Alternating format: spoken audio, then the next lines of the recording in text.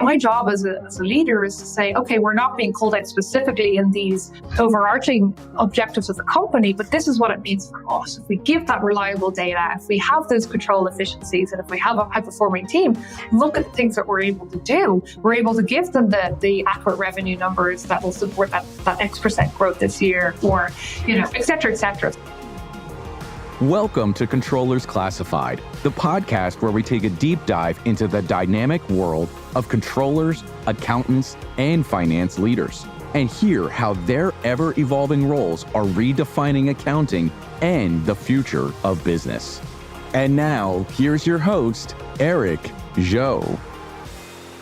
Welcome to Controllers Classified. I'm Erik Zhou, the Chief Accounting Officer at Brex, and I'm happy to welcome Katie Slattery, the VP of Accounting and Corporate Controller of Fivetran. Katie, welcome to the show. Hi, Erik. Thank you so much for inviting me on to speak with you today. I can actually say I'm a long-time listener, but first-time caller. I think I've listened to nearly all of your episodes today, so I really appreciate being included in the strong mix of guests you've had on. I'm really flattered that you've listened to them all. Thank you. Oh, yeah. Big time on the podcast, for sure. Maybe just to start off, can you tell us a little bit about yourself and what Fivetran does? As you said, VP of Accounting and Corporate Controller. I oversee about a team of 30 here, Fivetran. Fivetran is a data startup, right? Let's just keep it in simple speak for our listeners out there who may not be developers. We essentially develop connectors or APIs, let's just say, for our customers to move their data from source A to location B. So maybe this is a SaaS product or a database when going into a warehouse. So we actually provide and develop hundreds of connectors. Let's just say from SAP to Oracle or from Snowflakes to another SaaS product or database. And what's attractive about us is that we save our customers really a material amount of resources in terms of time and energy and obviously cost in building their own connectors. So it's a plug and play data connector platform. That's so awesome because everyone uses different SaaS products, but ultimately everyone wants to be able to connect all the data across all their different platforms and use cases in different departments, et cetera, all in one place. So that essentially maybe a finance team or some other strategic group wants to do some analysis. Yeah. So it was interesting when I found out about Fivetran and I had my eye on them. My friend was working at a startup and they were building their own platform, their own product, and they were really dedicating a lot of their time outside of the core product and platform to build these APIs, specifically into NetSuite. And, I heard about this and I said, hey, there's this tool called Fivetran. Why don't you give it a go? So I think they ended up using it in the end. And really, there was a thank you for saving us so much time and energy. So yeah, it's a great company. You could call it a hyper-growth company, in the thousands of customers at this point, and never a dull day. So it's been good. Tell me about your career path. How does Katie Slattery become an accountant at Fivetran? My career path started back in Ireland. You can probably tell by my accent.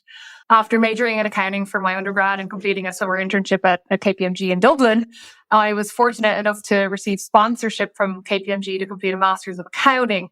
After completing my master's, then I joined KPMG Dublin as a graduate. And then that really marked my official entry into the wonderful world of public accounting. So at KPMG, I was an auditor within what they're called a check practice. So their check practice, check standing for construction, healthcare, energy, and communications. But actually my client industries went way beyond just those four pillars. So I got exposed to a lot.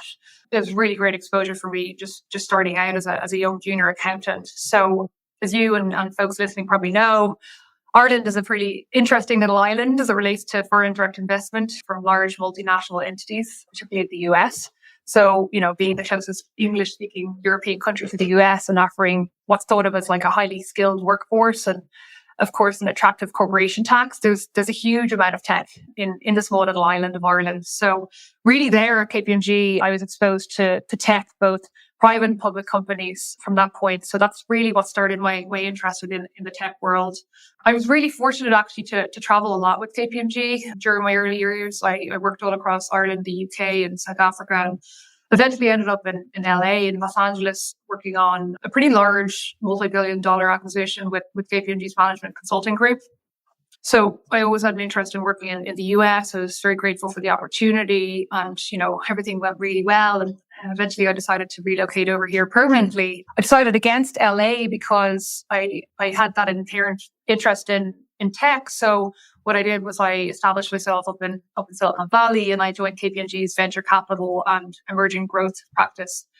Really from the get-go there, I was catapulted into the world of hyper-growth unicorns and IPOs and startups and, recently public companies. My clients there included some big names. So Stripe were one of my clients. And, as we all know, they were founded by the Coulson brothers from Ireland. So I had a particular interest in working on that client. I worked on Slack. So I remember doing their first audit, and Twilio and Square, and many more public and private tech companies. So, really, really good names, really big exposure. I was very lucky, actually. I was a member of the audit team that worked on one of the largest IPOs of that particular year, and that was the Twilio IPO. So I was a manager at the time with KPMG there, and that was really my first intimate experience into the world of the IPO process, and really learned how the sausage is made, as you could say, from the paper cuts, from the multiple turns of their S1 to 24-hour shifts at the printers, bringing along your toothbrush and your toothpaste. It was a wild ride, but, talk about major pivotal moments in my career. It was really an eye-opener. I really knew from sitting across the table, looking at the clients going through their IPO, that I wanted to be on the other side of the table. I wanted to see on their side. I wanted to be in the trenches at a hypergrowth startup and carve that path to public from the inside, as opposed to just looking in from the outside. So in 2017, I made the jump from public accounting into the land of startups. You joined industry. It was 2017, as I recall, you just said. Yes. I was at Pricewaterhouse for 11 years in client service and audit, and I did it for 11 years across the New York and San Francisco practices. And I joined late in my accounting career. A lot, and then I have a lot of folks that I've hired from Big Four. They've all joined, ranging from 2 years in all the way to 10 years in. I hear different advice and recommendations on if you are looking for a career in industry and you're currently in an accounting firm, like what's the right year to go? I'm curious about your point of view, because you left kind of, I can't recall exactly how many years you spent at KPMG before moving into industry, but then you also hire or recruit in your role at this company you founded. And so if you could tell the audience like how to think about that, if they were in the accountant's shoes and they're looking to jump from, call it a Big Four company, into industry, how would you talk them through it, all the different considerations? I would say it depends on what they want to do, right? I knew that I wanted to be a controller because I used to work very closely with the controllers at the client companies. And I said, wow, this looks like a great gig. You have a say on the strategy, you have a say on how you're building the org, you get to work with a C-suite, you get that exposure. So that was what attracted me. So I stayed until, I think I was 2 years in as a manager before jumping ship. And I'm grateful for sticking it out that long, gaining that exposure at that manager level, and, leading teams, designing the audits, whatever it is. And once again, increased exposure with the C-suites of the clients, right? Further seeing how that sausage is made. So I knew for me, that was the right move. Stay as long as I can, get that management experience, and then jump ship. But in general, do I think it's easier to come to stay longer at a public accounting firm if you want to achieve, that manager level, director level? I do, right? But it's not impossible to come in at an earlier stage and build your way up. If you're a hard worker, you have, a great load of common sense, you're a good communicator, and you take a real interest, I think it's easy to prove yourself in industry as well. Also, look at who your boss is as well. I'd say, if you're coming out of a Big Four, Big 10, or whatever it is, really pick and choose who you're going to be working for wisely. It makes a ton of difference. I remember having great supporters coming out of Big Four into industry who really encouraged me.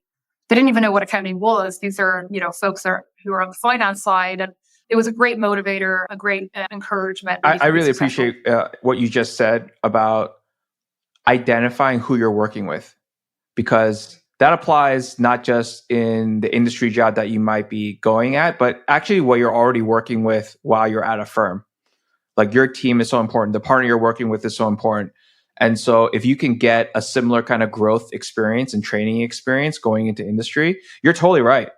you can still make controller, leaving a big four after year 3 or year 4, and then learning the ropes at an industry, right? Totally. So that's really what it's all about at the end of the day. I think the right training environment, the right learning environment for you to get to where you want to go to. And to your point, I agree. Not everyone wants to be a controller, although a lot do. I mean, that's kind of what I see.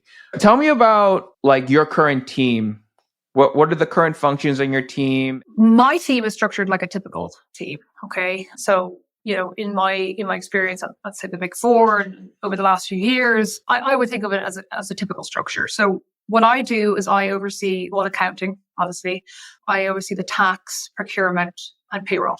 So within that, there's, as I said, 30 people in the team. Some of us are outsourced, or some of the team are outsourced. We work with a team over in the Philippines who are amazing and wonderful and support us in having a 24-hour accounting team. But so yeah, we run the typical activities that you would expect. And I myself in my role would partner heavily with the likes of FP&A, revenue, legal, and other departments to drive strategy and solve operational issues across the org.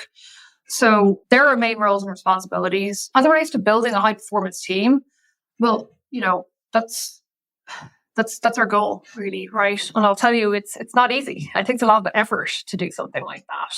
But, as the saying goes, you're only as strong as the team that supports you. And I truly believe that.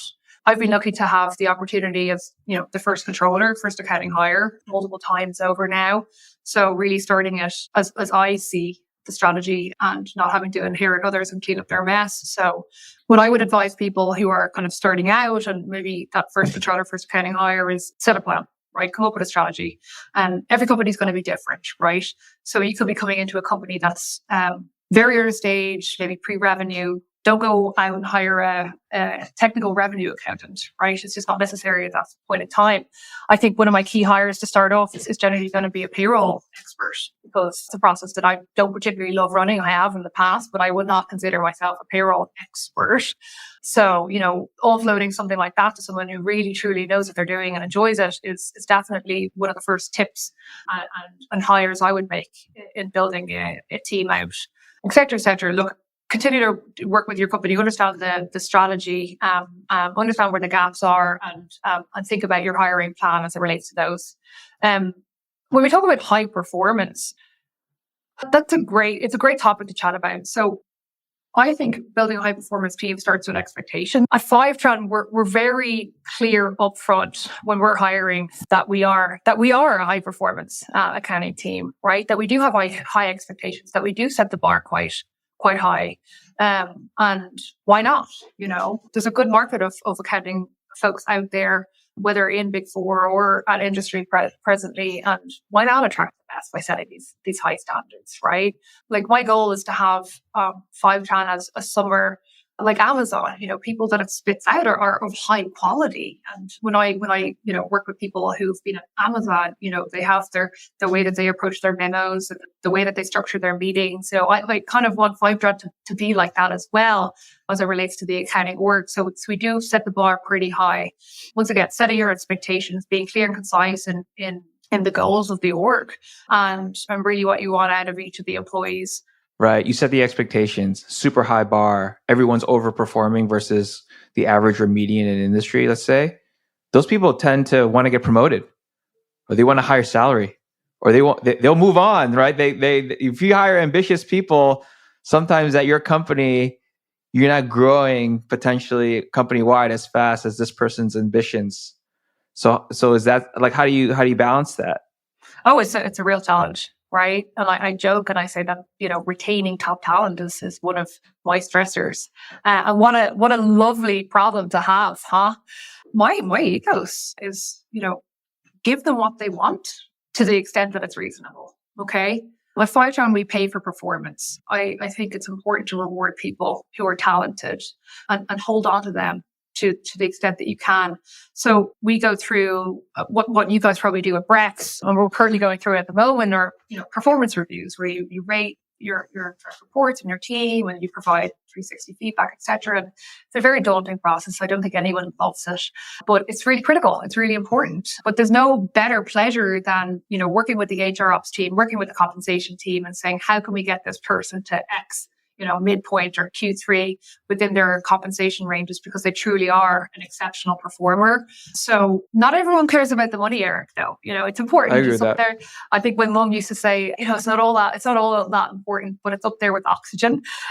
So yes, we definitely compensate well when I make sure to push to the extent that I can with my HR and compensation teams. But it's not all about that, right? So I see high performers as wanting exposure, right? So why not include folks like that in meetings that you're attending with the CRO, or maybe, sitting in a meeting with the CEO, really giving them the exposure. This is X person. I want them to attend today because, they're one of my key players and I really want them to understand, how the ins and outs of the business, or get them involved in X, Y, and Z. It's something so simple, but really a really attractive thing for these high performers. Encouragement goes a long way, right? Tell people they're awesome. Words of affirmation and all that. I have one-on-ones with my direct reports every week. I have a stand-up meeting at 9 a.m. on a Monday morning, every Monday with my manager group. But, a lot of that focuses on the wins from the prior week, the wins that we're currently focused on, and the blockers and challenges too. But it's really good to celebrate and really important to celebrate, the wins and the achievements of the team along the way. So it's not all about the money, right?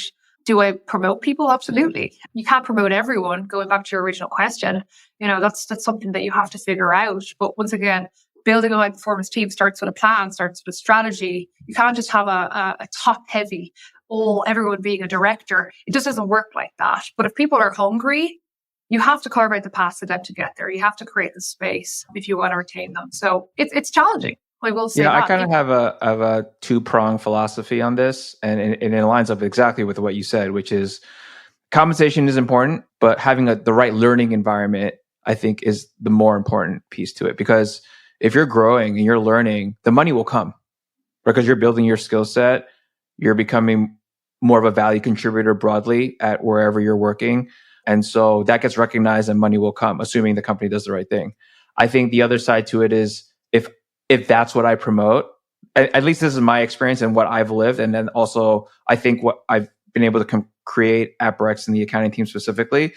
But like what ends up happening is sometimes there's just no business case for a promotion, or sometimes, et cetera, right? And I have to be okay with you moving on to somewhere else, or I will find somewhere else in the company for you to use your newfound skills at and deliver more value. So, I've had a lot of folks in the team move over, yes, to the finance side of the house, but also some folks moved into product.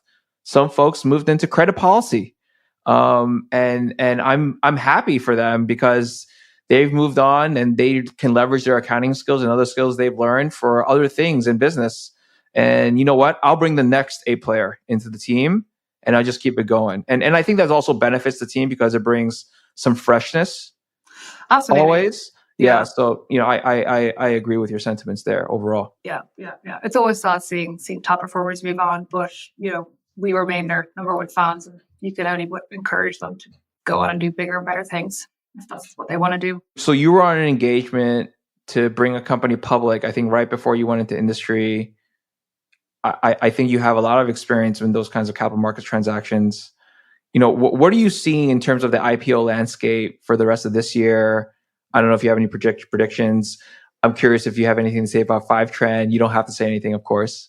I'll say something if you say something about Brex. No, I'm kidding. I'll say whatever I've been saying for the last 3 years, which is wait for 2 years. Every time someone asks me 3 years, goes, "Oh, give me 2 years," and then now it's still give me 2 years. So yeah.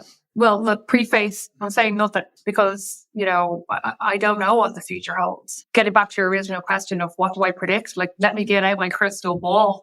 I chat to folks over in the Big Fours who lead the IPO services, and, they don't know either, really, right? They can only say the little pockets of movement that they're seeing at the moment. But, if I was a gambler, would I put some money on the market maybe opening up towards the end of this year? Maybe, I would like to see that. I enjoy seeing companies go public and reading their S1s and, seeing what's out there in the performance. And there's a good energy about the IPO market. But yeah, it's certainly dead at the moment, as we all know, the last few years.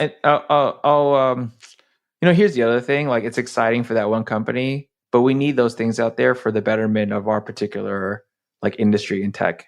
Oh yeah. Because if there's no IPO market and then M&A keeps getting kind of like killed for regulatory reasons. Absolutely, yeah. There's no exit anymore. And then, these funds that invest in our companies, they have a 10-year window. Mm-hmm. And if there's no exit at the end, I don't know what happens to that money, right? Like it's definitely something that I think needs to get started up again, hopefully by the end of the year, as you're saying. Yeah. So pivoting a little bit, okay, it's a tangent, but right, end of the year, maybe IPO market gets going, maybe there's more IPOs to come the next year, but there's all this uncertainty. And so when you're in that kind of landscape, like when does a company start thinking about being IPO ready and doing all the pre-IPO work to go public? Like if you're always thinking it's 2 years out, are you kind of wasting time a little bit because you don't need it actually, because it's always 2 years out, year after year. You know what I mean? Like, because it's a pretty big uplift. I've gone through it at Brex. It's pretty big. Yeah. I'm going to say to you that you should always be thinking about it, but you have to find that fine balance between overdoing it and exhausting people with the topic versus getting your house in order, where you know that if the company is to ever pull that trigger, that accounting is not going to be the blocker. And I think I've heard you say that in prior podcasts. It's our biggest fear, really, as accounting leaders. And I've seen it. I've seen in companies when I was an auditor, and the accounting team has been a reason at the time and has been pushed out, and it's mortifying. You just don't want that. Like, there's some things that you can't predict, some things you can't control. Maybe there's a misstatement that pops up, whatever it is. Those things can happen, but really it's our responsibility to prevent that. So to answer your question, when does it all start? I think from the get-go, right? And what I mean by that is that a lot of companies will either get acquired or they'll go public. So there's going to be some sort of an exit or a transaction where you're going to be scrutinized for the work that you're doing on the accounting side, right? So getting your house in order from the get-go is really important. And is there a specific example or an area that you particularly like? What's your top three areas to focus on in this lens? It's not going overboard, but you get a lot of value out of it because there's this potential transaction or any kind of scrutiny that could come down the pipe. Yeah, like when you ask me the question, I think of what we do here at Fivetran. We have this overall goal, let's just say at our North Star of achieving operational excellence, right? We've had that since day one. So what does that really mean? To us, at the moment, it's delivering complete, accurate, and timely financial data. Okay, it goes without saying, you're an accounting team. That's the core of it all. Is your data accurate and is it delivered timely so that actually it can be used by the FP&A or the company to make strategic decisions, right? So that's pillar number one. Pillar number two is eliminating process and control inefficiencies, right? Particularly across key areas as it starts. So revenue, of course, right? Your top line, you don't want errors in that. So from the get-go, you're working with teams outside of accounting to make sure that, the sales orders that are coming through via NetSuite or the new contracts that are being spun up are I suppose, digested quickly by your team so we can recognize revenue and appropriately and give some feedback to the org going forward and work with FP&A and AR, whatever it is. So, as I said, pillar number two is eliminating process and control inefficiencies. And then number three is building a high-performing, best-in-class accounting team, right? Bringing the right people on board, getting them ramped up, getting them familiar with the company, and once again, setting that bar that I mentioned to you earlier. So those three pillars are really our guiding stars, let's just say, at Fivetran. And everything comes from that. Every quarter we set OKRs, so objective and key results, spanning from these three pillars. I don't know about you, but I often find in the goal setting process at this company and at prior companies, it's very hard for us to take the ELT or the overarching company goals, grow our top line by 40% or grow our logos by, several thousand. It's very hard to connect the dots into accounting because we're not on the front lines. So, my job as a leader is to say, okay, we're not being called out specifically in these overarching objectives as a company, but this is what it means for us. If we give that reliable data, if we have those control efficiencies, and if we have a high-performing team, look at the things that we're able to do. We're able to give them the accurate revenue numbers that will support that X% growth this year, or, et cetera, et cetera. So really about goal setting is really an important feature for us. I 100% agree with what you said on the OKR front, because it's the same here. We have OKRs across the company related to the product, related to customer value that we're delivering. And, it's not crystal clear just from looking at the OKRs as they're written, how accounting feeds into that. But then ultimately, if we don't have the right accounting data, you can't measure how the whole company's doing against those goals, right? And that's how I try to hammer home the value of the work that our team is doing. And I think that at least at Brex, there's a lot of recognition for that. How, without the work that's being done, we can't measure the things that we want to do across the whole company. So yeah, 100%. There is this foundational element to what we do in keeping the books and records, so that, to your point, right, one of the first pillars that you did was delivering accurate and timely financial information. It's so that the executive team and all the management team can make the right strategic decisions at the right time on a timely basis, right? So 100% in terms of that value delivery against the OKRs and whatever company you're operating at, frankly. Yeah. Going back to your question is, what are you doing to start out on this path to public? You're going to need to do that without any talk of going public, right? I think you said in a previous podcast or a previous episode that you guys are closing the books in around 4 days. We're the same. So, we're doing 50% of our tasks before the month even ends. And then we're wrapping things up really and closing out our recs the next few days. And then, maybe day 5, we are reporting. At that point, the team reports to me and I have the numbers and we report to FP&A and away they go with our numbers. That's outside of any talk on going public. That's really critical. That's our obligation, is to hand over those timely and accurate numbers to the org. But specifically going back to going public then, one of the great things that we did, I think it's going back maybe a year or two now, was actually engage some IPO specialists, right? The external consulting firms. So no matter how much I know about the process, there's obviously a lot more to do than just the accounting work getting up to scratch. So we had a great experience working with one of the big 4 who came in and did essentially what's called a gap assessment. They took a look at the main processes and areas across the entire org, and the deliverable in the end was a gap list, let's just say. We found that really useful for, helping us target our focus over the next few months and years. So I would advise anyone in our position, well, I think you said you've done this, but to bring in the experts as well. And even if you don't have a timeline on an IPO, we have no solid plans ourselves. I don't know about Brex, but get going with stuff like that. It's I don't think it's ever too early. We don't want to be doing it Series A, Series B, but even having in the back of your mind what your key gaps are can help you with those OKRs, help you with your strategy and where you need to focus going forward. So yeah, we did one of those back in 21 actually, and I thought the big value of that was, at the end of the day, I think back then we had a pretty small accounting team still. It was like 12 folks. Everyone's pretty busy just day to day, getting the books closed, just all the accounting operations that you can possibly imagine. And for us to do that kind of work, if we wanted to, and it's impossible. We wouldn't have been able to find the time in the day. And then to have a big 4, like we did that too, come in and give you a pretty comprehensive checklist. One, yes, it gives you the kind of step by step for each function on what it would take for you to be public company ready, but it also highlighted the things we're already doing. And that was also very comforting, frankly, for everyone too. We're kind of on the right track already. So because it's great to be able to hand something like that over to your board and to give them that comfort that, we are on the right track, that we do have our heads screwed on and we know what we're doing. So I remember that very proud moment. Yeah, and we continue to talk to the board quarterly and give them updates on the addressing of, such gaps, or on the achievement of a, zero misstatement or whatever it is, just to, keep the conversation open and to just give them confidence in our team. One more topic that I want to get into with you. So Brex mainly serves domestic clients in the US. We are expanding globally with a lot of services, but you guys have been in the global realm, I think, for a while.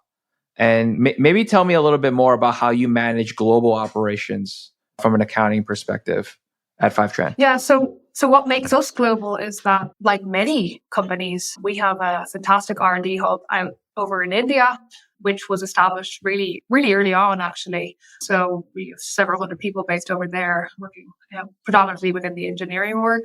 We also have some S&M presence across Europe, so sales and marketing presence across Europe. Our European hub is Dublin, Ireland, actually. So yeah, we've been a global company from very early on.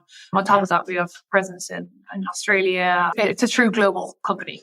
So that presents its challenges for sure for an accounting org, right? So the first things that come to mind when we think about that is, where do we set up shop, right? Should we go to Ireland? Should we go to England? Should we go to maybe a non-English speaking country?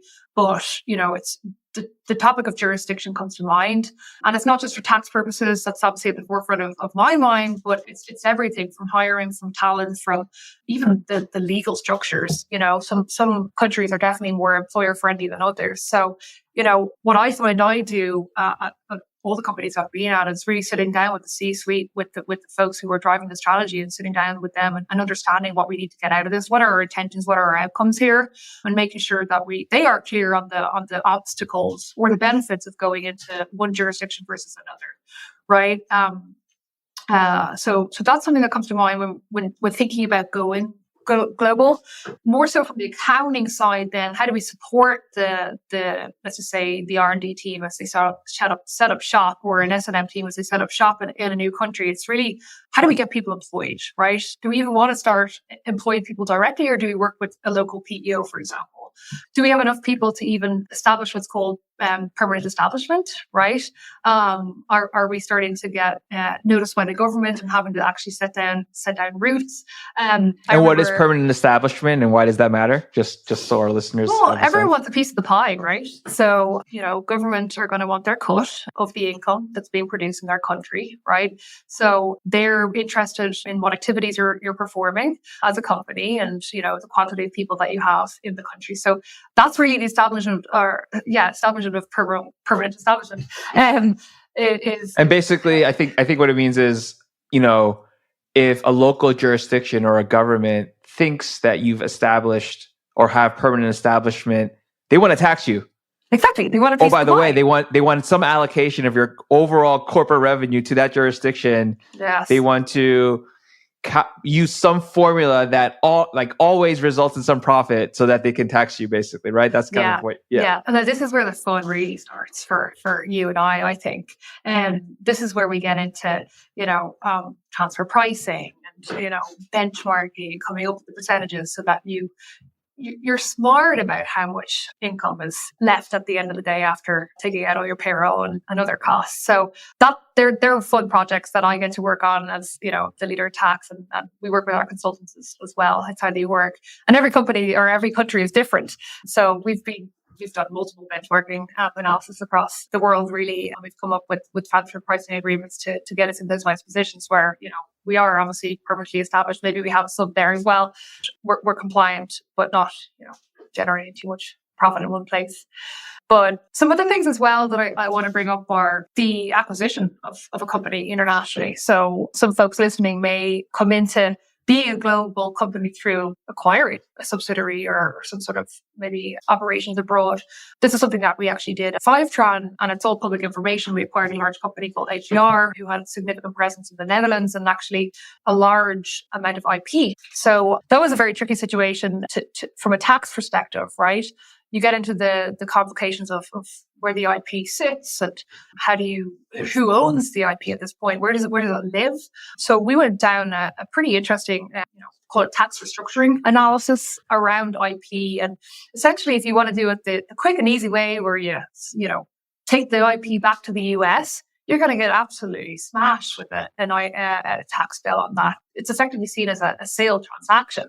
And any gain on that sale is going to be taxed to bits, and it just doesn't make any sense. So you have to get a little smart about things, and maybe a sale and maybe bringing it back to the US doesn't make any sense at all. So leaving it in that location where it was originally developed might be the best option, is likely the best option. So what does that mean going forward? who owns the development going forward? How do you keep that local government happy too? Going back to the pieces of the pie, how do you keep them satisfied from a tax obligation standpoint? But that's the real fun stuff. That's where I would highly recommend engaging the tax experts like we did. But certainly as it relates to global, we've seen it all. Yeah, I just have one follow-up question. That's pretty complex, right? You're thinking about IP transfers, the tax ramifications of it. When the executive team is thinking about this acquisition, they're not necessarily, they're thinking about the holistic forest from the tree's value we're going to get from the acquisition. And then these are the technical things that they might think are minutia. Like what's your strategy for communicating these kinds of complex issues to more senior folks who aren't in the tax or accounting profession? I actually came out of a coaching meeting recently with one of my staff on this exact topic. And I've had some feedback myself from our own CEO saying, whoa, you're getting too detailed there. Can we resurface there? This is a complicated thing sometimes because us accountants get very excited about the intricacies of things like that, right? Or of the numbers and of RevRec or whatever it is. But if you throw out 606 to someone who doesn't speak 606, it's just glass eyes over their heads straight away. So it's something you always have to keep in mind. But I enjoy this aspect, right? I enjoy breaking things down, simplifying, give examples, tell stories, whatever it is, and keep it in layman in terminology. But to be honest with you, if you want to be successful as an accountant, I think it's a skill you need to learn, right? You can't just live in a silo over in the accounting department. These days, we are completely cross-functional.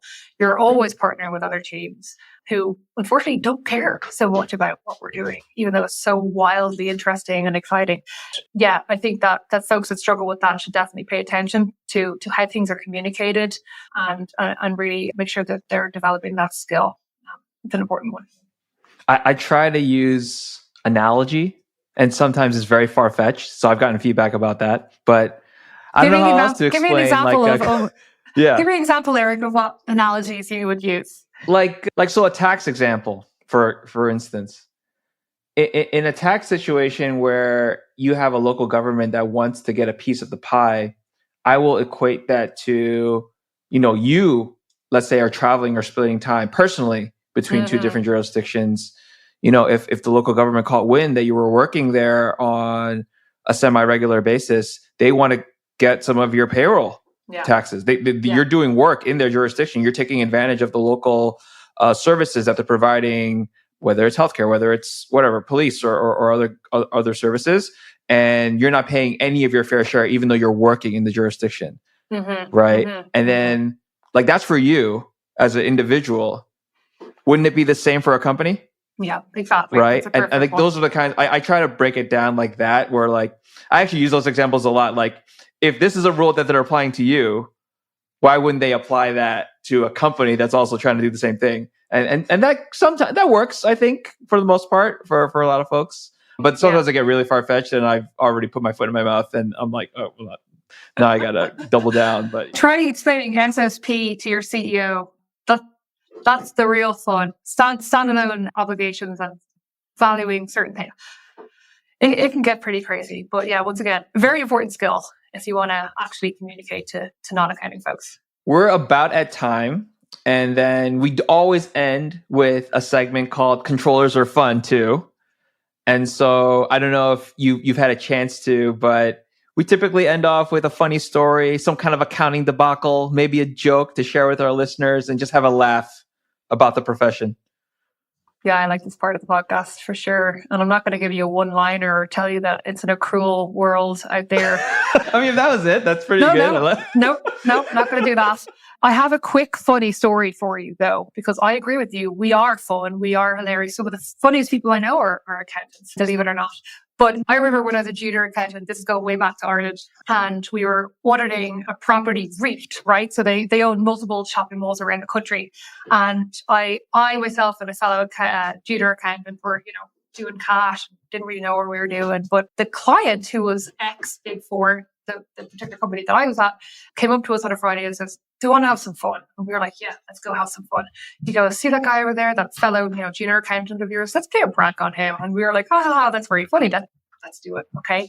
So you may remember when you were auditing assets, you may need to prove the existence of those assets, right? So what we did was we came up with a little plan where we would send this poor junior accountant out to one of the shopping malls with a digital camera and a sign with the client's name on it, and say that in order to prove existence of the stores within the mall, you needed to get a photograph in front of every single store in that mall holding this sign, and you needed to ask the passerbys to take these photos.